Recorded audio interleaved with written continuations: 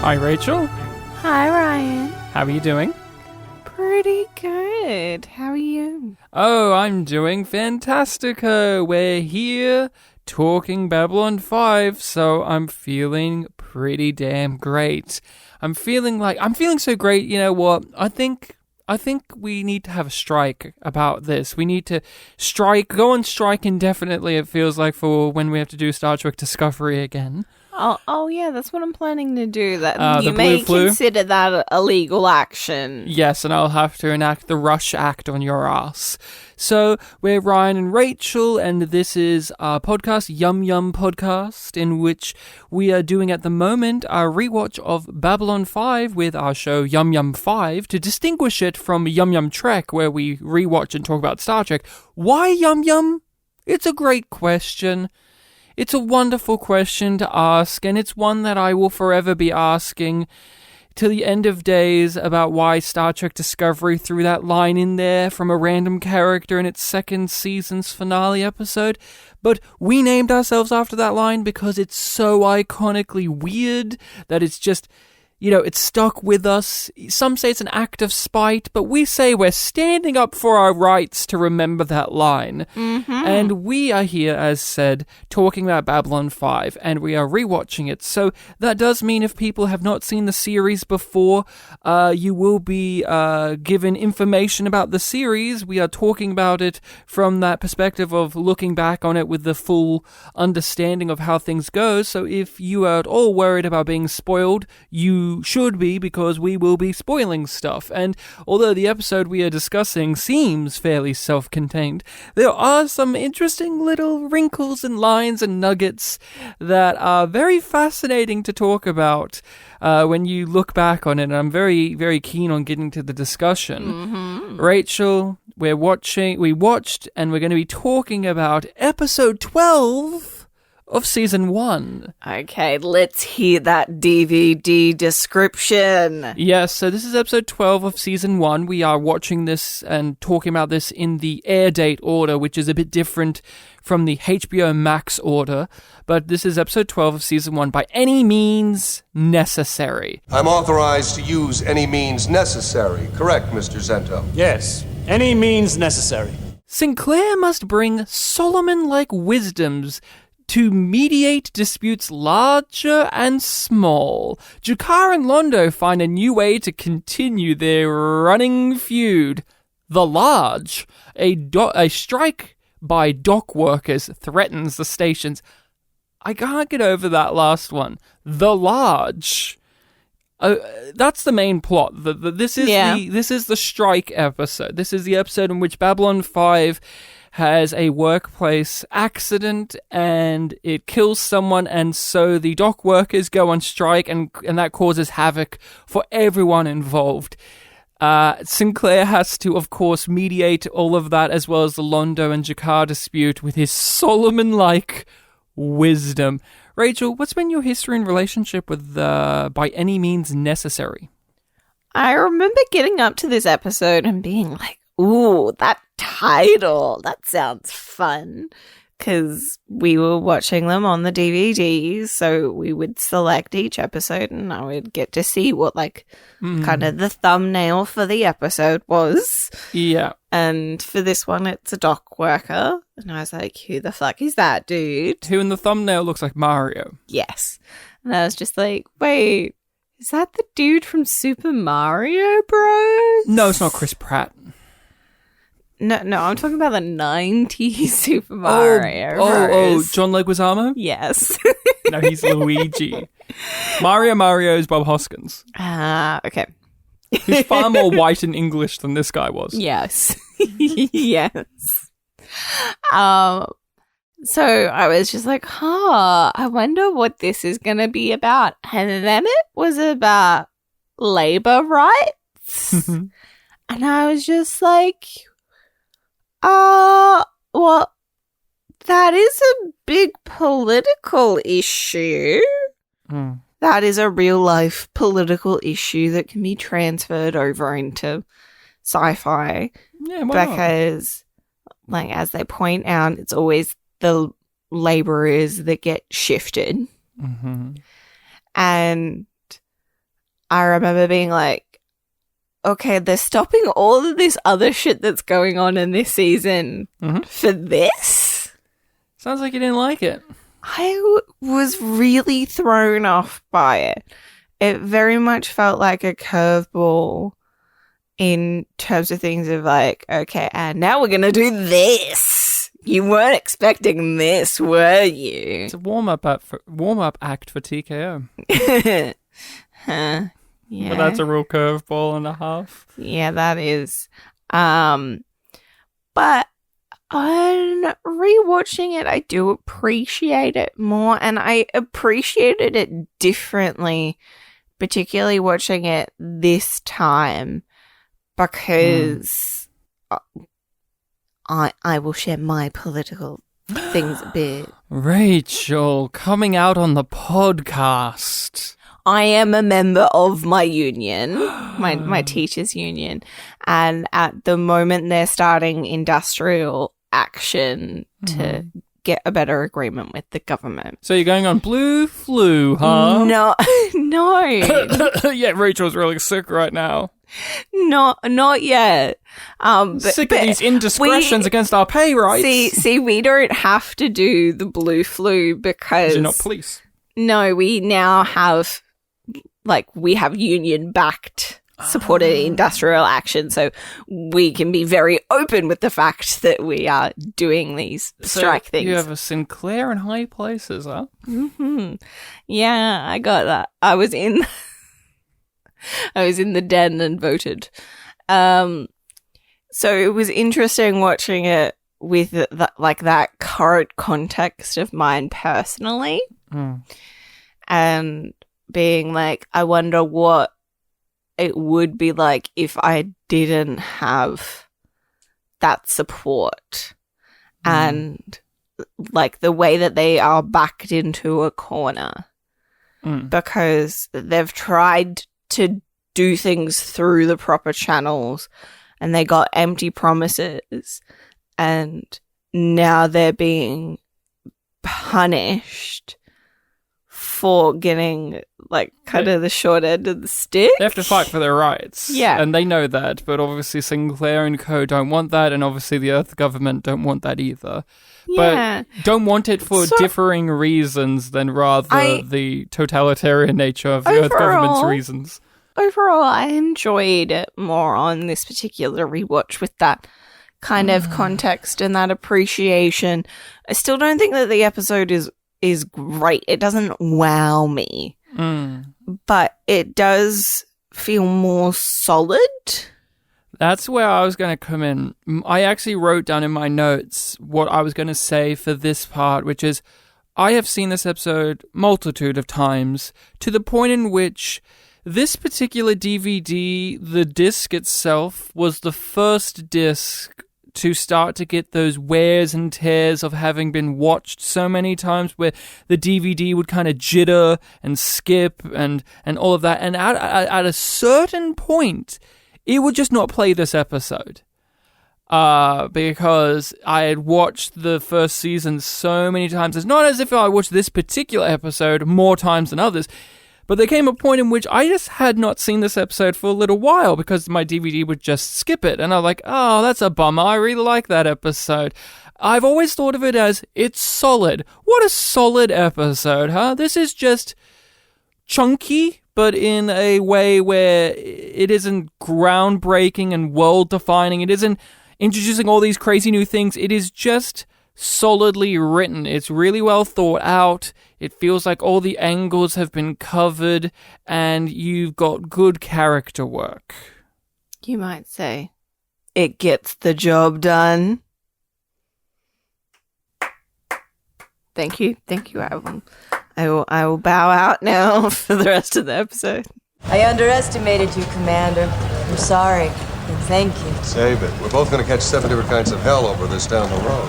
My dad used to say there are no happily ever afters, just new battles. I thought when rewatching it for this that it actually came in at a very good time in the show, because at this point in the season, we've gotten used to the Babylon 5 formula of like random person comes on the ship, causes a crisis, and then they're gone by the end of the episode. And we do get a random person like that in the episode. But I thought it was a refreshing change of pace to actually have a crisis happen on the station that causes a station-wide event where in the docks, a ship explodes and fucks everything up, and everything's backed up, and we see what happens to our crew of characters, alien or human, when the station is basically cut off and isolated, and you're having internal problems.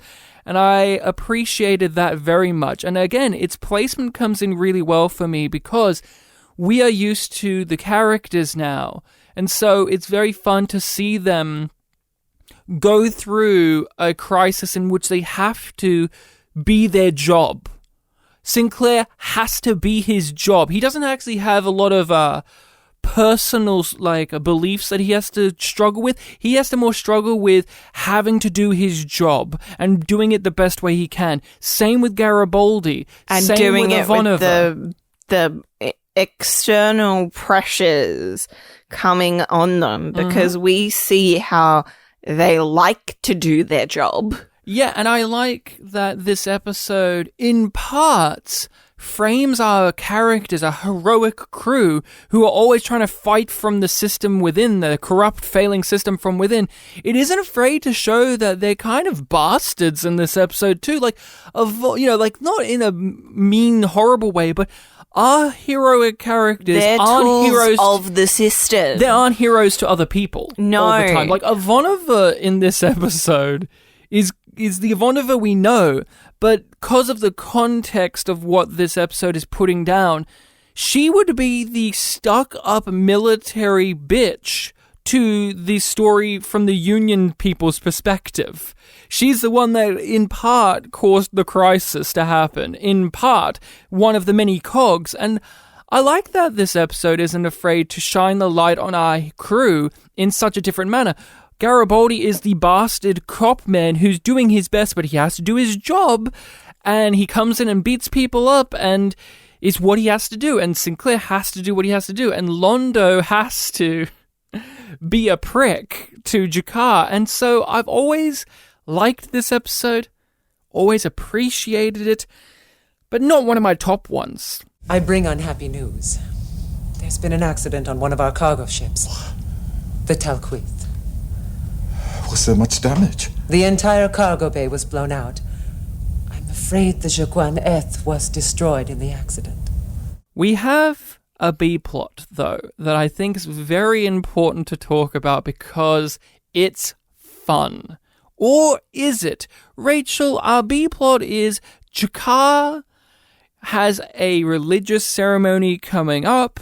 He wants his special plant that they have to burn to make into incense for the ceremony. And he, in part, is yet another cog in the machine that caused the crisis on the station, because it was his shipment that was coming in that blew up because they were very pushy, because those nuns.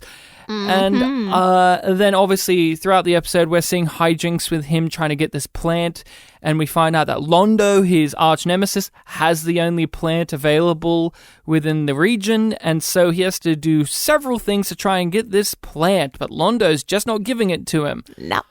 Is this really about a flower? That was a line that got me. Sinclair's funny, people. I don't know these people who say Sinclair is this emotionless killjoy. He's very funny. That was a very funny line. Yes. And we get a lot of angry Sinclair in this episode. I wrote angry dad. He's a very angry dad in this one. Yeah. He's like, kids. Love that energy from him. I demand you arrest him! I demand you arrest him! That's enough! Get the hell out of here. All of you. Now. Lieutenant Commander Ivanova, in 10 seconds you will escort any unauthorized person still present to the brig and leave him there. Yes, sir. 10, 9, 8, 7. I'm filing an official protest. 6. I'm filing 2 official 5. You are impeding the warrant's right to know, Commander. 3. 2, 1. So, what I miss? I like this story, and I like the way that it builds out from what we already know, and the way that the exposition is built into the dialogue. I think works quite nicely. Like, it could have felt very, I don't know, kind of like stifling and like, oh, there's the reminder when Londo is like, did you think that I forgot about Ragesh 3, you fucker? My nephew. Like, you think I forgot what they did? That's JMS sitting down and going, I remember the plot. Yeah, like, we're not forgetting about We this. didn't forget about that. Yes. And I feel like it works really well, that B plot. And I feel like that's the right amount of time to have dedicated to it as well. Yeah, I think it's the right amount of time. You could go even less with it, and it would still be effective. I always look at this story as a great example of how things were supposed to be. Later in the show, like a season from now, Londo has committed several war crimes and is in a full-on invasion of Narn, and they hate each other, and Jakar's miserable and sad. And I go, oh, but remember when it was the old days where it was supposed to be that their conflict was over a fucking flower? Remember the good old days where they were just bickering over a flower, and Londo would be in the elevator going, yoo-hoo, and then Jakar would be like, oh, that Londo! I love the B-plot for that reason in terms of the grander narrative of the show, because in the early days, it was these little cute antagonistic bickerings between one another, in which it was a game. It was a game to both of them. It was a sport. Yeah, but there's a bigger power struggle that's behind why they want to prove that they're better than the other one. There's a bigotry between the two of them. They have an inherent hatred for each other and for each other's culture, and that is cute and funny in this episode as it's spurring them on to have these funny one-liners and do these funny actions of Jakar breaking into Londo's quarters but pretending like, you know, that knowing conversation, but they're not actually saying it, but they're saying it subtextually. And that is fun, but then you have to be reminded, and Londo and Jakar both remind you in the episode that they're racists against each other. Yeah. And a lot of this is just fueled by racial hatred. Yep. There's no avoidance of that. The nuns. They're a barbaric people. They're all pagans, still worshipping their sun. No, I would rather burn the plant than give it to him. It's a fun story, though, because these are two very heightened characters antagonizing each other in the exact ways we know them to be as characters. Jakar is shifty, he's using criminal tactics, he's breaking in, he's getting his aide to do this, he's trying to garner sympathy from Sinclair, and Londo is just laughing the whole time about this and rubbing in the salt and drinking and having he's making it a joke. Yeah, and it's also a good reflection of where those characters have come from, because we know that Jakar is a resistance fighter. Yes. He's used to working with guerrilla-style tactics, whereas Londo He's an old Republican. is an old Republican who has all of these resources behind him. So this would have been planned for months. He says as much. Yeah. Jakar says it took him months to get his one, and it would have to take Londo his even longer because they're even harder to find for And Centauri. has Londo been keeping a hold of this for potentially years just to fuck over Jakar in this moment? I think it's just happenstance, but I think Londo relishes in the happenstance. And that is the great thing about the two characters at this point in the show. Londo is a sad clown man, but he's a clown. And he really has the the high energy to deliver those moments of rubbing it in Jakar's face. A lot of the comedy from it comes from Peter Jurasik just eating that fucking scenery like a motherfucker. He is just eating it. He's just grabbing pieces of this cheap plywood set and ripping it off and unhinging his jaw and throwing it down his throat. And it is entertaining because it is consistent with his character. We've seen him be more grounded and sad, but when he gets into these type of modes, these sparring sessions with Jakar, he's always high energy because Jakar is high energy as well. But Peter Jurasik in that lift, waving his little hands, going yoo-hoo, hee-hee, and then it closes, is iconic, isn't it? It is. And one thing that I really appreciate about these performances is that they're both high energy, but it doesn't cross over into feeling like they're trying to one-up each other. No, as performances, no. Yeah, it they're different types of energy. Feels like it's the characters. Yes, and they, to me, don't go over the bar and turn into bad actors because of their high energy. They're not the Labour Committee guy who we'll talk about later, in which he has very over-the-top energy, but we don't understand where it's coming from, to the point in which it turns into a questionable, if not outright bad performance, or at least a noticeable performance. These two actors, as Londo and Jakar, have the benefit of us being familiar with these characters. Oh, I was curious if you thought about this at all.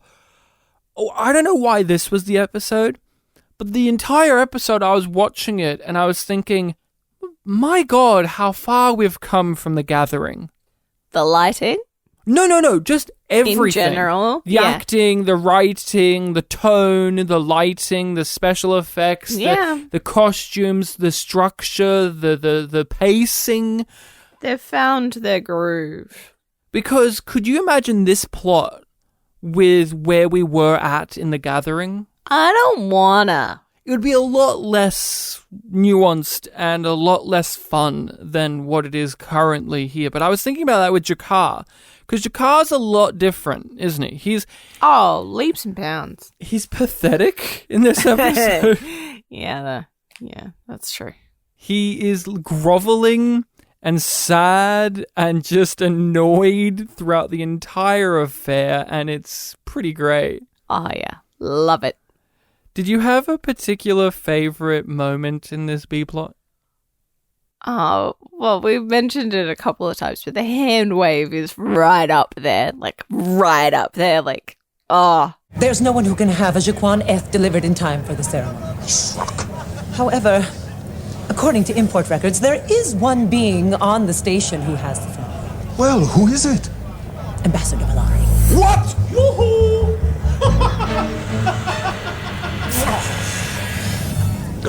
Why does the universe hate me? One sweet moment that I really like is when, Jakar does the goodbye and Sinclair does it back to him. Yeah. They've come to a point of really respecting one another. Again, this is the guy who tried to hand him over to the Vorlons in the movie because he was just evil for evil's sake.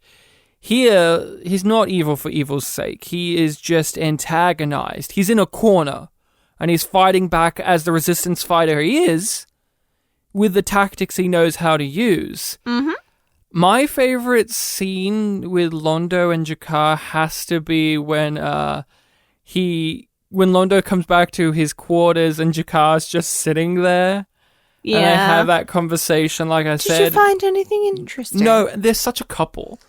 They are. This is one of the first really big scenes early on in which you buy into their relationship that would happen seasons from now, in which they're this old bickering couple where they just have these jabs and this loving yet hateful relationship. We've had it minorly here and there, like the strip club scenes and whatever, but this is yet another one early on, and I really love when Babylon 5 isn't afraid to have conversations with subtext. With something, it's being said and not said. Because we've had a few episodes that have lacked that of recent times, and it's great to have that again. But I think I just love their hatred for one another. It's Supremo stuff. There's that moment, right, when Jakar phones up Sinclair. He's like, I've got to bring Daddy in for this. I've got to bring Sinclair in. And Sinclair's just so fucking annoyed because he's got like a major plot happening. Like, and I love the way that they kind of style him. Like, he's got more of a 5 o'clock shadow happening. Yeah, and he's tired and his uniform's not done up right. And he's just like, fuck me, come on, guys. You're ambassadors. Figure this shit out. Mm-hmm. But he does it because he still respects their belief systems. And that's still a part of his job. And it's still a part of his job because nobody else is sorting this. But I really do think the scene in which Jakar's waiting outside Londo's quarters waiting for Sinclair to get the plant. And the conversation with Sinclair and Londo was so fucking brutal and really funny at the same time. Because I always know that Londo's in his pajamas. Yeah, he's looking comfy. But Londo, I always take for granted how openly racist and hate-filled he is in the early days. Mm-hmm. Because what's happening in that conversation, Rachel? Do you remember some of the shit Londo starts spewing out of his mouth? He's disgusting. He's disgusting. That's just it. I think he starts out one of the many diatribes with the Nan. Yeah. Which is a Giorgio type line if it was in Star Trek Discovery. Just saying. But again, this show understands that Londo's not the greatest guy on the planet or the station. But yeah, Londo's spewing out this diatribe of racism and bigotry. He's saying, like, they still worship the sun. They're these druid, pagan, backwards thinking, Neanderthal cave-dwelling losers, basically. Yeah. And their religion is a false one and stupid. And I have no stake in the game. I'm doing this out of not just revenge, but also because I have no respect for the Narn at all. It's not just I'm doing this out of revenge for the Ragesh 3 and my nephew. It is on principle. I do not hold any respect for the Narn and their traditions, including this plant, which they burn, which I think is dumb. I want to drink it. They're so backwards that they burn this magical plant. Yep. Basically, I want to get high off this plant. When you drop the seeds into a proper mixture of alcohol, whole new universes open up. Why does it work? Why does this work in comparison to some other B-plots we've had in the show? It's much tighter. Yeah, as its own story? Yeah. But don't you find it's one of those ones where you could have put this in any episode? Yeah. Yeah, you could. Well, no, not as much as the other ones that we've made that complaint about. Because it does directly tie in, like, the trying to jump the queue is vital for the fuck up that happens in the cargo bays. Yeah, and then you have Jakar having to clean up that mess half-heartedly in the meeting. Yeah. And he's like, oh, I'm sorry for your loss. Either way, my plant. Yeah. Like, I got fucked over by this. Care about my problems. Well, how does this... You say it's much tighter. How does this still work as a ramping up plot with a beginning, middle, and end? Because one of my things about this plot is it's a nice detour, but it doesn't feel all that substantive as a plot. It feels very much like the same ideas repeated over and over again until it ends. But the ideas are fun because we like seeing these two characters butt heads, and we haven't seen them do it in a little while. Yeah. And that is that. But how does it overcome that if it isn't the case for you? I think it's really important that this, as a B plot, has very different stakes than the A plot. But they're still important to the characters, and they're important to us as the viewer in a way that lots of the other B plots aren't, because we already care about Londo and Jakar. We have an investment in their antagonistic relationship, and we enjoy seeing those performers and their characters spar up against each other. What's your investment, though, in the story, like in the outcome of the story? When you're watching it, what are you invested in other than just seeing the two characters in the same scenes? I care about Jakar getting it because it matters to him. Right. Like, he wants to do this performance, and Londo points out that it's not just for him, but it's also really about saving face as well, because he's the leader of that part of the community in particular. Because Natoth isn't a part of that community. Yeah. And it's adding all of these nuances to the non-culture as well. That's all fair. I'm I hear that, and I wish I could accept that as I watch the episode itself. It's always interesting when you talk about it afterwards. It's different when you actually watch it, right? When you experience the experience you have when watching it, and then an experience then talking about it. Very different, because when I watch it, I have no actual investment in Jakar getting this plant back, because I assume he's going to get it back. But even outside of that, I really don't care all that much, unfortunately, because I view the entire B plot as a comedy set piece. Okay. And I wish I cared more about when it turns into a far more sincere moment for Jakar when he talks about his faith to Sinclair.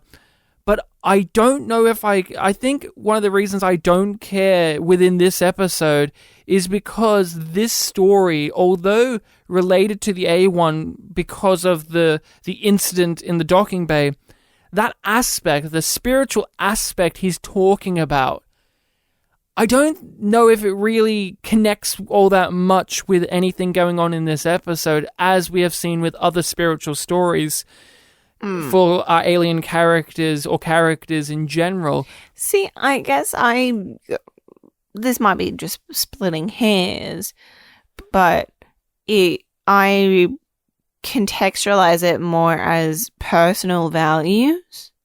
Yeah. So that's the way that I kind of link it up, because like these are his spiritual values, but they're deeply personal core attributes of Jakar in the way that he experiences life, the rituals that he partakes in. Yeah. And the dock workers are fighting for their rights and their values. Yeah. And we particularly see that with the leader of the guild. Yeah, and I understand that, but I do think the thing that I enjoy about it is also the thing that I think takes away from it, which is I look at this just as a funny thing in the episode.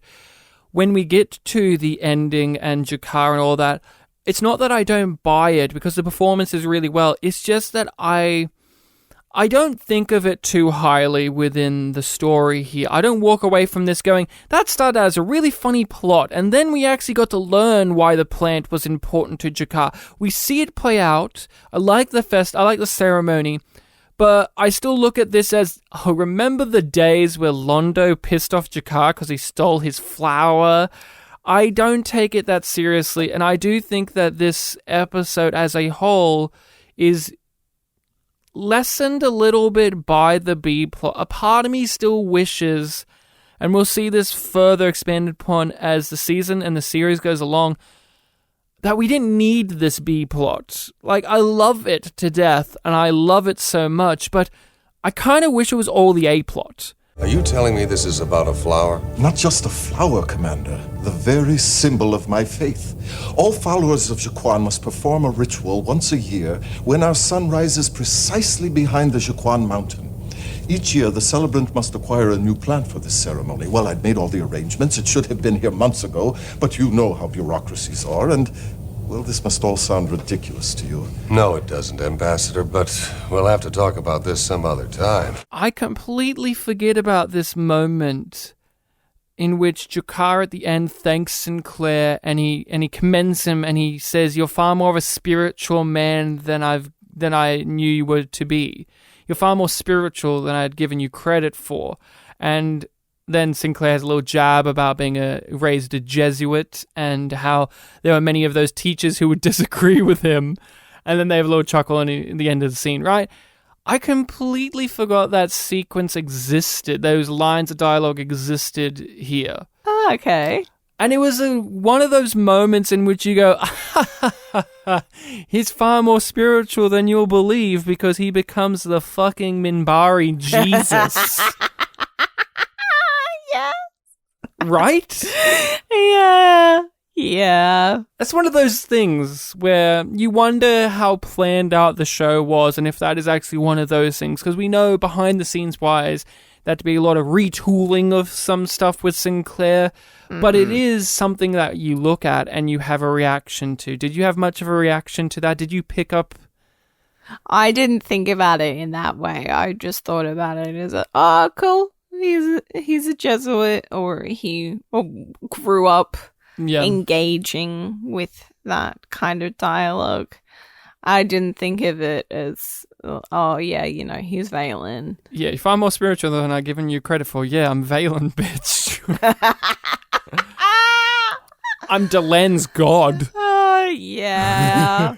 Delen's fucking Jesus. But I also feel like it, even when I'm thinking about it in that way, it's just like, well, yeah, like Sinclair has that within him. He's not at that point where he is that spiritual, but it is something that's at his core that he hasn't really explored. Yeah, because he's very dismissive in a jokey fashion with that compliment, and he reflects back onto a part of his life in which he was raised in a spiritual environment and how evidently he wasn't good at it. Yeah, but that was his spirituality being judged by other people, and as Valen, he's really creating his own ideology.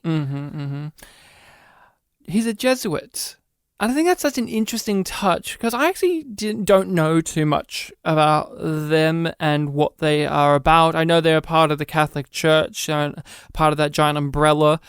And so I did a little reading for this, because I was curious to know if that detail adds a lot more to Sinclair's character, because we know that the Jewish aspect of Ivanova's character and the the foundationalist aspect of Franklin's adds a lot to their characters as well. And so I was curious, and I did some reading, and it seems like, yeah, they are a religion that's very, in a lot of manners, interested in areas you wouldn't expect. There are lots of science, lots of geography, obviously military as well, and that all adds up for where we are with Sinclair. You're like, okay, this is actually a perfect environment for him. They are often referred to... It makes sense with his family history, with of them being soldiers and fighters. Yeah, and it adds up for why Sinclair has this weird in-between of being the military man and being the Zen spiritual guy at the moment. It like, that religion, bestowing that religion onto him adds in a lot without actually saying it out loud. Yeah, and it's a nice way to incorporate some exposition for like people who know that, but it also works kind of on the face of it of, oh, he does have a religious background. That makes sense, but if you know any particular details about the Jesuits, it adds to it more. Yeah, like one of the things I saw was they're often referred to, and again, this is just from quick Wikipedia reading, they're often referred to as the soldiers of God, very much like, you know, God's army and stuff like that, and a lot of they're the military type of God type of deal, and that's so fascinating to think about when it comes to Sinclair, because as we said, he becomes Valen, who is in its existence, Valen is a soldier of the gods, Yes. which is the Vorlons. He is the god. He is a religious figure, but he himself is still a soldier, and literally a soldier because he's Sinclair. Yeah. And Valen is a soldier because he wins a war. Yep. But he is one serving the ancient gods of the show. Absolutely. And becomes a deity in his own right. And just this line drop of saying his religious background adds all of these layers to his character that most people would never see. You don't need an exposition scene in which Marcus says, Valen? Oh my god, he's Valen, then explains, and he's a Jesuit, it all lines up. Like, no. No, it's there if you're looking. Yeah, and I forgot. But it doesn't make you feel like you've missed out if you don't get that. I forgot which episode this line of dialogue came up in, because I remember this line of dialogue coming up being like, oh, Jesuit, I've never seen a main character who's a Jesuit before in a show that isn't about outright about religious characters. Sinclair is not Mr. Spiritual. He has that within him, but he isn't defined as the Catholic of the show. No. Like, Ivanova isn't defined as the Jew of the show. They happen to be these things, but that isn't the defining characteristic of their existence in the show. Commander, you are a far more spiritual man than I gave you credit for. There are a couple of Jesuit teachers I know who might disagree with you. I want that statue returned. I'm sure a careful search will turn it up. I'll see to it immediately. That's all fine and dandy. But when are we going to get to the meat and potatoes of this thing? Well, what is that, Rachel? That would be the A-plot with the dock workers. So there is the accident in the cargo bays where two people get trapped. One of them dies, and that's a really big deal for these people because they have been campaigning for better conditions. Promised better conditions. For years. And it's a systematic and structural issue that they are fighting against. And the brother of the guy who died is also one of the most respected members. Foreman. As well. Like, it's he's not a foreman, but he's also one of the most respected. He's been there the longest. Yeah. So, like, he has a position of power and respect formally and informally within the structures of the down below. And that does add to the drama of the story. And he has so much pull with all of these people. I thought the episode did a really good job at reminding us that somebody died, but also having people handle that information like how people do in real life, which is with a level of detachment. Like, well, it wasn't somebody that I know, so I don't care. Yeah, and it's like, conceptually, I understand that's sad, but realistically, I mean, I've just gotten out of bed. You know, like that kind of attitude of like, whoa. I've just had my coffee. What's going on there? Died? Oh, that's a bummer. Like, they care, but there's a level of detachment. And we see other characters like Jakar have complete... See, the way that I thought about it with Jakar is kind of like when you're on the highway and there's a massive traffic jam and you're like, oh, for fuck's sake. Yeah. I just want to get to where I'm going. I really don't want to be late. I've got to go get this thing. I just want my plant. And then you drive past and you're like, oh, somebody died. that's sad, but I'm really fucking annoyed that their death has caused me this inconvenience. It's that Weird Al song, right? Where he's talking about all the horrible things that happen to him, but they're all like mild inconveniences that are actually horrible things happening to everyone else around him. Like, why does this always have to happen to me? Like, oh, yes, I stabbed him and my knife is bent now and I'll never get it straight again. Yeah, I'll never get it straight again. Yeah. Hey, that jerk still owes me money. Like, yep.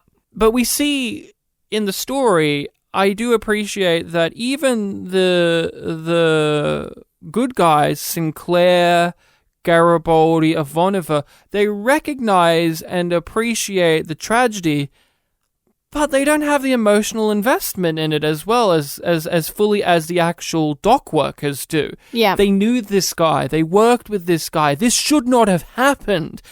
This is wrong, while people like Ivanova and Sinclair and Garibaldi are trying to make sure it doesn't happen again, but they really can't, and they still have to do their jobs, and they may not like having to do it, but they have to do it, and oh my god. And you kind of have that moment like in Deathwalker, in which the initial incident of somebody seeking justice for something that is so obvious is buried underneath bureaucracy. Yeah, and it's very interesting to see these characters grapple with, they both agree that this was an accident, but was it unavoidable or avoidable? Yeah. And the brass of the situation are like, oh, this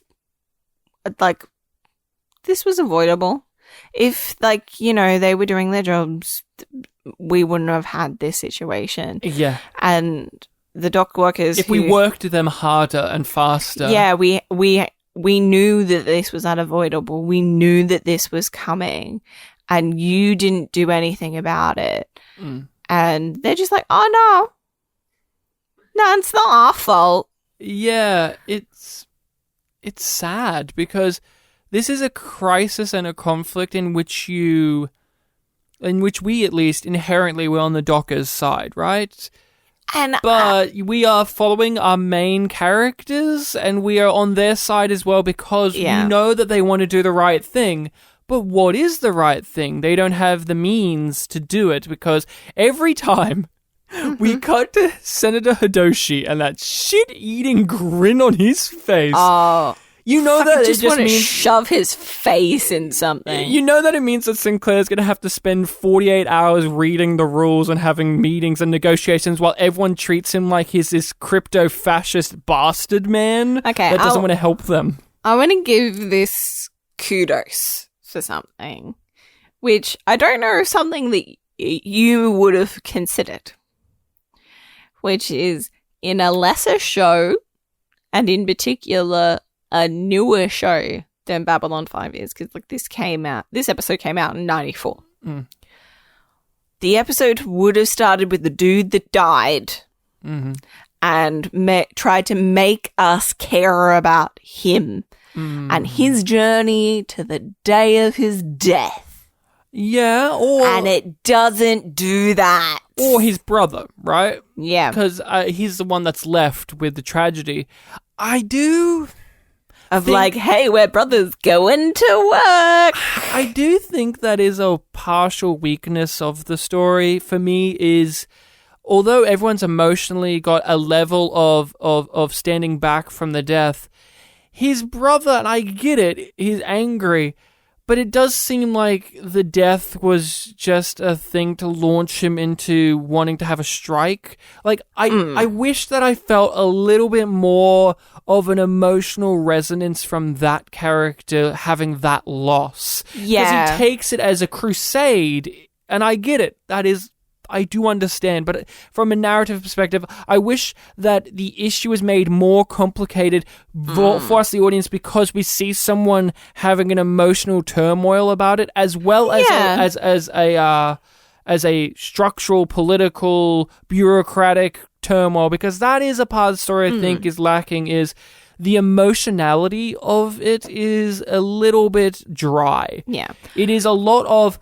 Look at our characters yelling at one another about, I want rights, I can't give you rights, fuck you, I want rights. Yeah. Rush act. And I kind of feel it's lacking a little bit of a heart in that manner. Like, I feel incredibly sad and miserable for Sinclair because he looks like a wreck and he's doing his best. But, like, that's from I hope he gets the job done and everyone likes him because I like him. Yeah. But a guy died here. And the brother seems like, oh no, he died. And then instantly, let's form a movement, which, again, I understand that is a thing, but I needed here a little bit more emotional reaction from that character for me to feel stuff. Yeah, and I think that's fair. I fully acknowledge that I'm giving this episode way more breaks than it probably deserves. But for me, I thought about it as if, like, we should care about him because it's a life that's been lost unnecessarily. We don't have to care about him as a person because his life has value on its own, and he mattered to these people, whether we care about him or our characters care about him. That's beside the point, because he as an individual had value and was loved and loved others, and we should respect that sanctity of that life and the impact that the loss has had on others. Yeah, I understand that, again, as something on paper, and maybe it's just, I want to emphasize, I like this episode, but I guess I just don't care as much as you do in that way. Like, with the B-plot, I didn't have that care. Here, he felt too much, and his brother felt too much like a faceless thing to get this bureaucratic incident into gear. And you know what I think adds to that? He doesn't know from the beginning that it's his brother.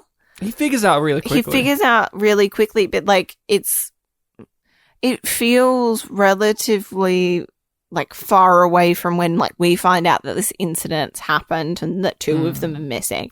Like, it's really quickly that he figures out, like, oh, that's a crew, that might be my brother. And then finding the body happened, like, in fairly quick succession. Yeah, I wonder if this was an episode written where JMS was at, say, in season 3, right? Like, say, for some reason, the writing is at that level.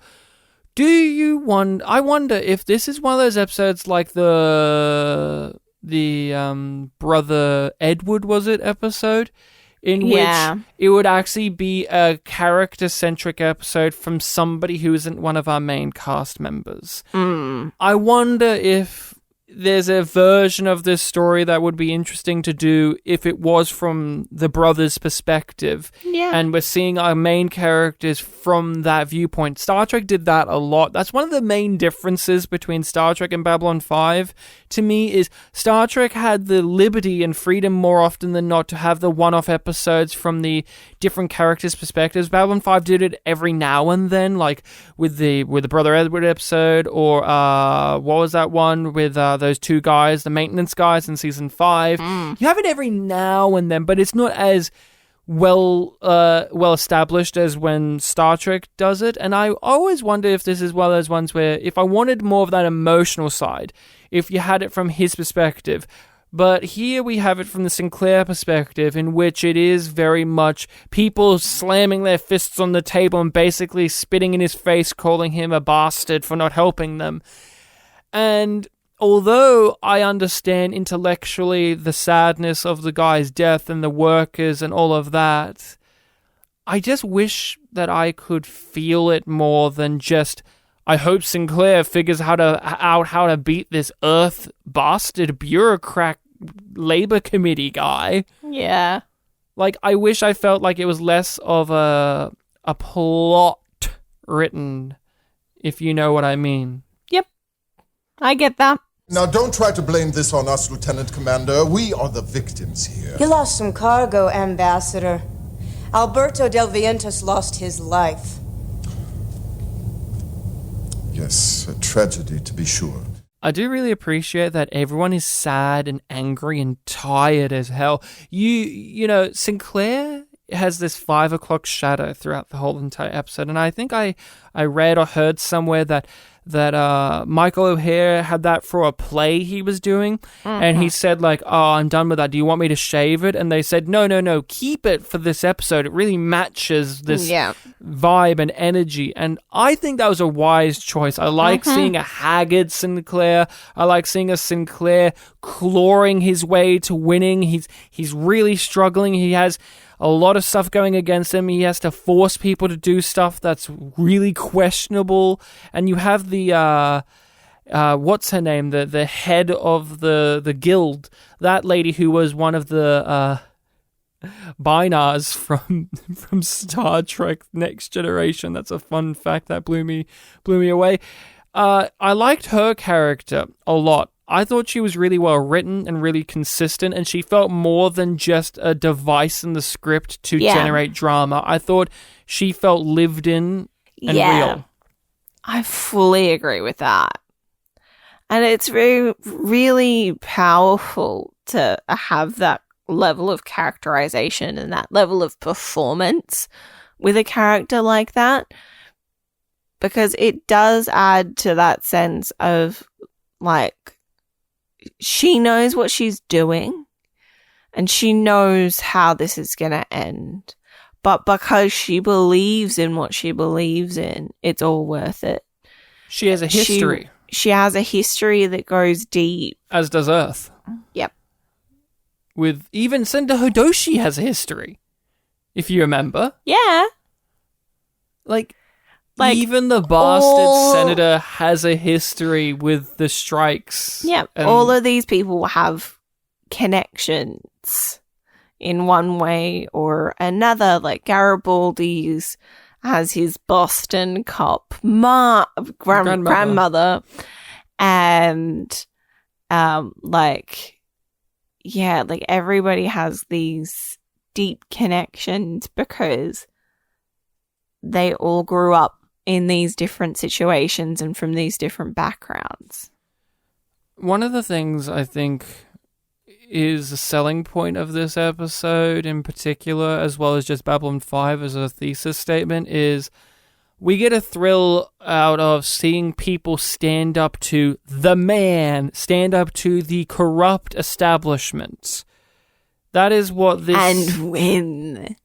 In this case. And win. That's the important thing in this episode is it's cheesy and very optimistic, but sometimes in a narrative you just need happiness to win out at a point. Like, it may not be realistic that everyone would cheer and be happy that the career military commander figured out a way for the dockers to get back to work, and then they would all cheer and be like, let's go back to work, and like, they might as well be clicking their heels in the air. Like, and there's no guarantee that the Senate will uphold this. I understand that that's not realistic to life, but I think in this story you needed some minor optimism, and the ending is the place where you put it. Yeah. It's fiction. It's fiction. It's fake. It's not real. It gets to have those moments. What do you think works in terms of this episode's ability of displaying that kind of story that we like to see? What kind of story are you referring to there? Standing up to the man. Standing up to the man. Because in this, Sinclair's the man as well. Yeah. Like, he is part of the system that they're fighting against. Yeah, like, I'm pretty sure they may comment about how he's been saying that, like, they need to deal with this situation for ages, and Earth has been, like, ignoring him. Here, have a Cobra Bay. Here, have all these new fighters instead. Yeah. Of your military outpost. But also, we know from the episode where they get those Cobra Bays that they are also long overdue. I like the touch that Babylon 5, the station, is like this cheap thing that they rushed and cut corners with, and that's a part of the crisis that went on too, was just like technical malfunctions. it's the realism, even though the ending is over the top optimistic. There is this level of realism of like, this is the episode where the dockers go on strike, and a part of the issue was the budgetary constraints, and how can we move the budget, and what's the best way of not doing it in favor of the unions, because we want to keep the way things are and benefit for the military over the worker. And there's just such a deep and specific satisfaction with David and Goliath stories. Yeah. Like, it grabs at a deep-seated human thing of wanting to succeed despite your circumstances. And that repeats over and over and over and over again in history. And it's always satisfying when the underdog, the small guy, wins out. Yeah, and although Sinclair is not the little guy necessarily in the situation, we do see him get He's beat. a smaller fish in a big ocean, and we get that perspective by the added element of Senator Hiroshi. And the Labour Committee Zento guy. I think it's cool too that Sinclair is beaten down throughout the episode. Nobody believes in him and his ability to have power, and he almost loses that faith in himself as well. And as the protagonist of the series at this point, we, the audience, obviously want him to succeed, and there's that wish fulfillment idea of, wouldn't it be nice if someone in Sinclair's position actually did the right thing? Yes! Oh my god, a person in power that actually cares. Yes, a person in power with this... And manages to do the right thing in full. Because, like, when she's outlining her demands, I was like, fair. My fucking god, you want all of those things at once?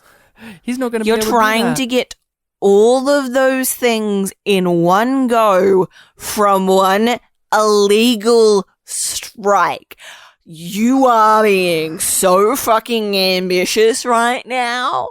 You have giant balls asking for that up front. And Sinclair wants to do it, but he can't. Yeah, and then he does it. And then because they give him the right, he cuts through the red tape and finds the loophole that is there, and it is extra satisfying. But yeah, there's this thing of you wish that the system could work, and Sinclair is the character in the show that is a part of the system that is actively trying to make it work.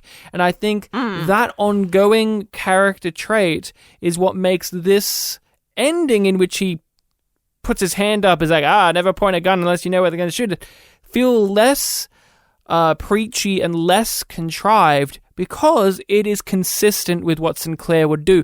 That outcome is, of course, that's what Sinclair would do. He, of course, would do that. We had a discussion a little while ago now with Julio from Contrarians about, like, if Sinclair was in this situation, how would he sort it? And I said he would still stand up for the little guy, because that's his ongoing journey. Yeah. And here he stands up for the little guy.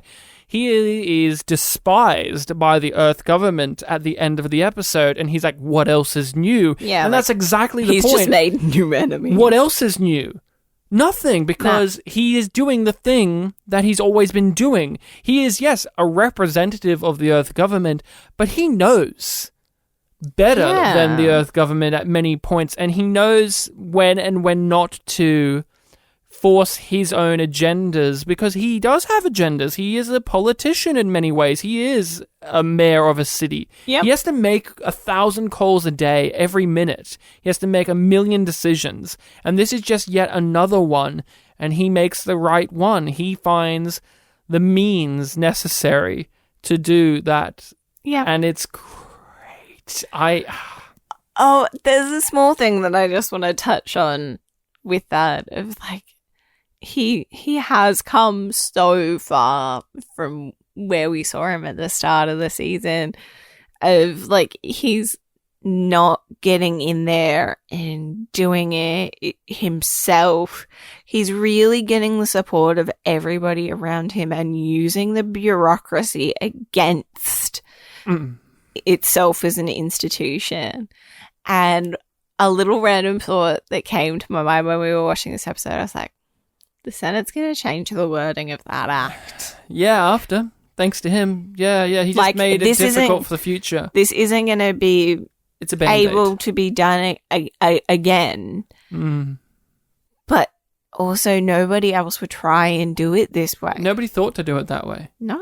That's what makes him stand out. I appreciate that Sinclair's ongoing arc, as we've discussed in previous episodes, is he's not the cowboy, he's not coming in guns blazing, or going in being like, you've got dust, give it over, or shooting people in his spaceship, or yelling. There's a scene in which he's at his quarters, unbuttoned, sweaty, tired, and it's just like several different screens with millions and millions of words on them, and he's just reading. You just know that he hasn't gotten any sleep. He says as much. But that's before he even says that. He asks the time, and you're like, you haven't gone to bed. No, he's just been reading the rules. And it's just like 2 hours before you have this schedule meeting, and how are you still going, dude? A part of the satisfaction of his win at the end is also that thing in which you yourself as a person want or have had that satisfaction of besting someone who's not following the rules or manipulating the rules, or you yourself finding a way of twisting the rules in your favor. And that's what is so satisfying about Sinclair. He looks at the Rush Act and he realizes, well, this gives me, personally me, complete power to do anything I want. And I have been conditioned by everyone, including the Dockers, that the only way to solve this crisis is with violence. But I'm Sinclair. I don't want to solve it with violence. I want to solve it with diplomacy. I want to solve it with the Babylon 5 mission statement. I love season 1 for that. Yeah. I love season 1's optimism. It's got such a heart. Can't do this. You're right, I couldn't, until you convinced the Senate to invoke the Rush Act. You should never hand someone a gun unless you're sure where they'll point it. Your mistake. So, speaking of the forces of bureaucracy, yes, that Sinclair has to face up against, Orinzento. He is our actor for the Actors Spotlight this week. Yes, John Snyder is the actor's name, and we have seen him on Babylon 5 before. He played the second Soul Hunter in the Soul Hunter episode. Yes. And he is often... the guy. He's the guy, we'll get to that. He's often cited as one of the worst or most noticeably over-the-top performances in Babylon 5 because of this role. And I have never thought about it until rewatching it for this, in which I'm looking at things critically. And I really hated him in this episode. I thought the character in general brought something that could have been fascinating, but his characterization of it so flat was so not flat. No, that's not the word to describe it. But it was like, two-dimensional. That's what I meant. It was too much of a straw man performance and a cartoon. Like, I am this one thing and this only one thing. Yeah, he was a mustache-twirling villain. Yes. And unlike in Deathwalker, where that was fine, this in a grounded... If he was in the Jakar plot, sure. But in this one, where it was a fairly grounded and realistic story being portrayed, in a sci-fi environment, of course, he completely took me out of the story each time he showed up, performance-wise. John Snyder was too much for me. And I think there was a podcast or an article, something or other, somewhere out there, they had like the Zento Award, in which it was like, who gave the most unnecessarily over-the-top performance in honor of this, and Yeah. it is too much. It's just way too much energy for me. Oh, yeah. Like, there's so much of the wrong things and not enough of the right things. Yeah, like, just to talk about the character before we get into the actor and his work and what he does. Does his character make sense to you, and did it need to be here? Not really. Like, I get structurally why he needs to be here. Like, it makes sense that they would send a representative. We need an antagonist. And that it would be this kind of guy. But at the same time, it doesn't feel like enough of it is made. It doesn't feel like enough is made of it for it to be worth it. I think it does need to be here. The issue is, it's just a villain from the beginning and nothing else. They set him up as like he's the best, and you get no evidence that he's the best at anything. He's an incompetent, sniveling, loser boob of a guy. There are other characters in many other mediums and sci-fi shows, and even in Babylon 5, in which, you know, we see how they're the best, but we see them fray away, like Jack the Ripper, for instance, or the Admiral in Star Trek with the Drumhead trial, right? Yes. She starts out as like a normal person with a slightly antagonistic view. And we see them fall, or we see their true nature unfold. Here, he's coming on, and it's one note. Yeah, and I'm like, is it meant to kind of be that he's never faced this strong of an opposition at this point in the progression? Because he really blames Sinclair that, like, you've let this go on too long and you should have squashed this. I've read about you. Like, that's what he says. Like, I've read about you. I know about you because of his previous actions in the show, I would imagine. But he comes in guns blazing too much. Like, he never successfully, as an actor, and I can't tell if it's just him as an actor or the script as well, do the snake oil salesman of at first trying to be like Jakar does. Yeah. Jakar does this all the time, where Jakar has that two-faced smile, that hollow sorrow that he bestows, in which it's obviously fake, but the facade is there. This guy never has the facade. He just comes in, and again, it's one note being played.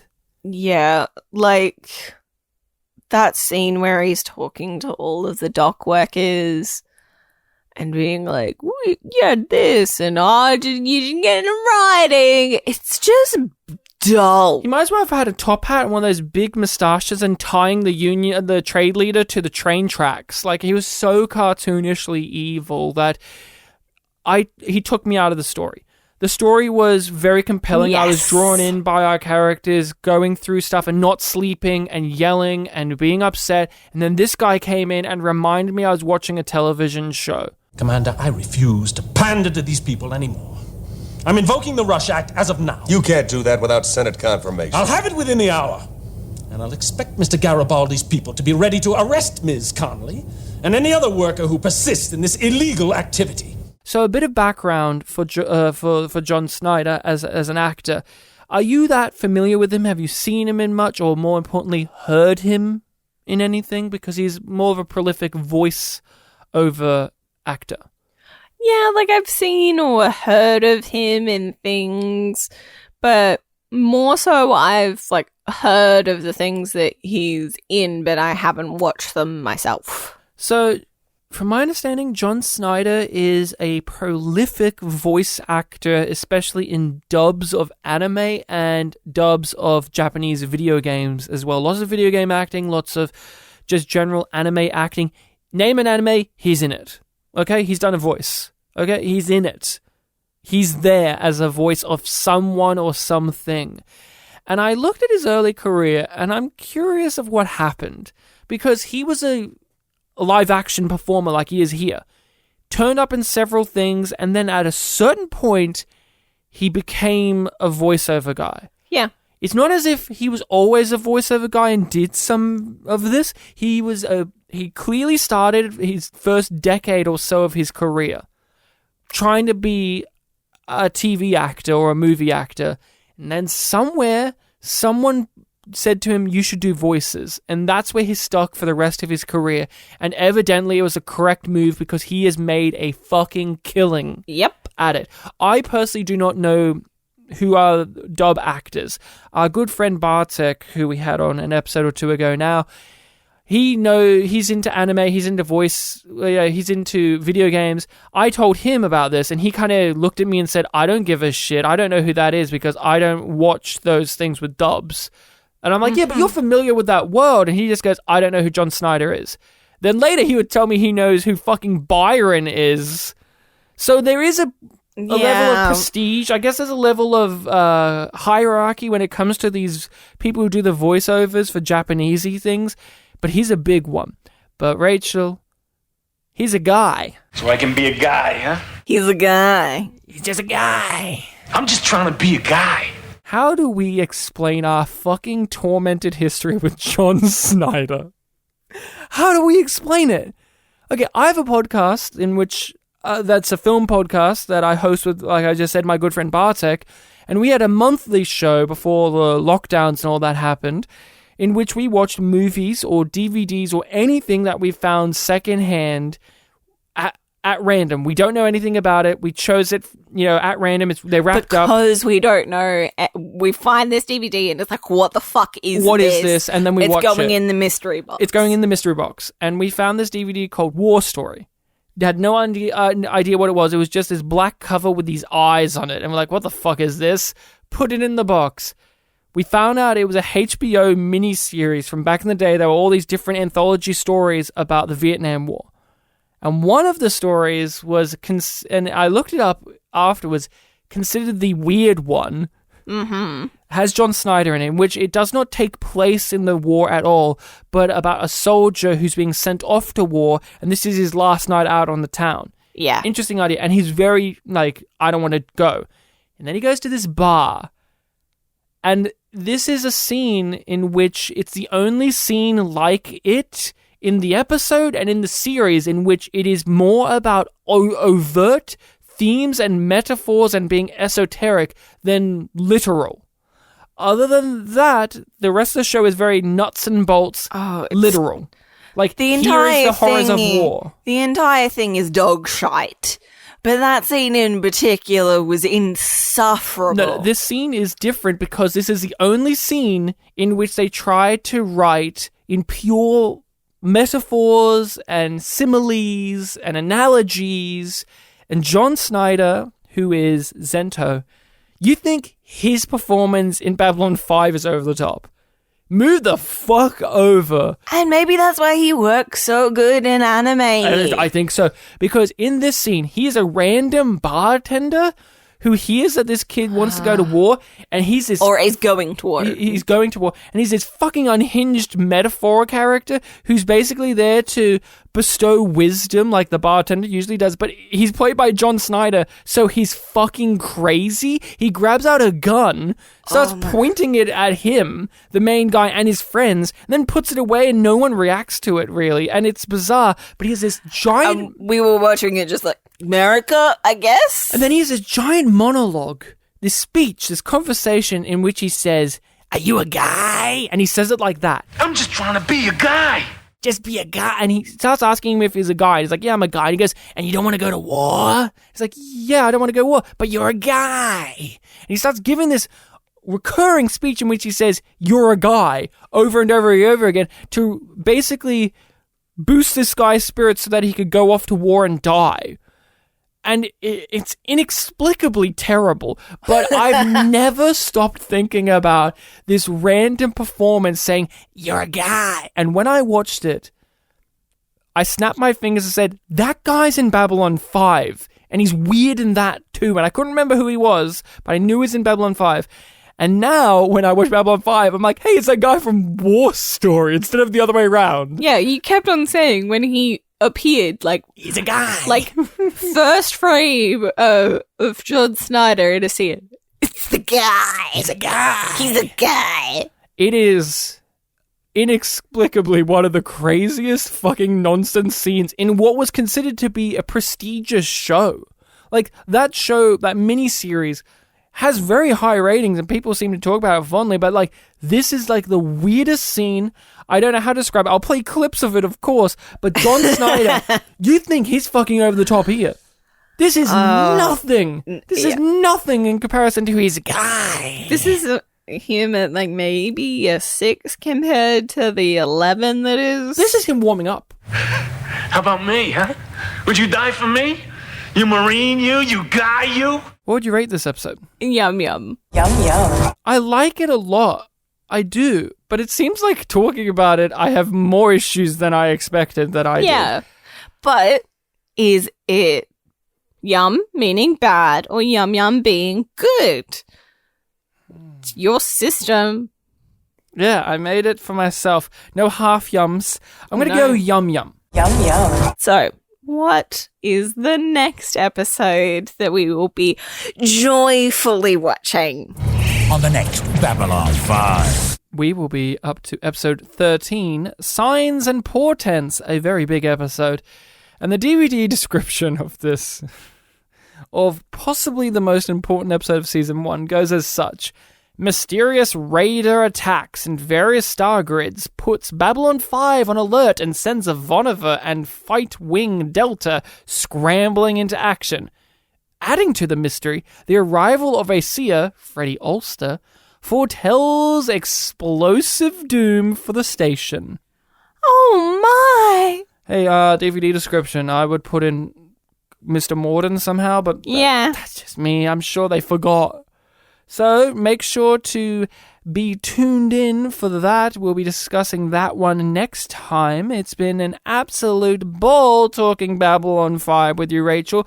And if people want to keep on chatting with us in a more, dynamic back and forth way, they can check out our various social medias at YumYumPod or YumYumPodcast. We are on Twitter, Facebook, Reddit, Tumblr, Instagram, TikTok. All of them. It's in the description. Follow us on those, YumYumPod or YumYumPodcast. We have an email. Rachel, where can people email us if they want to give us their thoughts, questions, queries, concerns, and all regards? They can shoot them through to yumyumpod@gmail.com. And we often read those out on air at the end of the episode. Yeah, we also have our Patreon in which we create extra bonus content that you can get if you want to support the show. We also have a group Discord that you can be a part of if you join our Patreon. We talk about movies on there. We are talking also about giving our thoughts on general other things, other TV shows, other podcasts, games, things of that variety. We are doing a series on there in which we are going through the best and worst rated episodes of Star Trek, any of the Star Treks except for the newer stuff, according to the IMDb scale, and we do those at random. If you think it was entertaining to listen to me suffer through Discovery, check out our Enterprise episodes. Where Rachel is skipping with joy saying, I love these. I love Trip? Is his name? Trippy Trip. So that's No, it. don't I like Malcolm? Yeah, that's the guy you like. Ryan can't tell the difference between those two characters. Reed and Trip, they exist. Rachel. Jakar got his plant back, but he didn't say his goodbyes to Sinclair, so it's up to us to say it. We must take up the torch. Good eating to you, Ryan. Good eating to you, Rachel.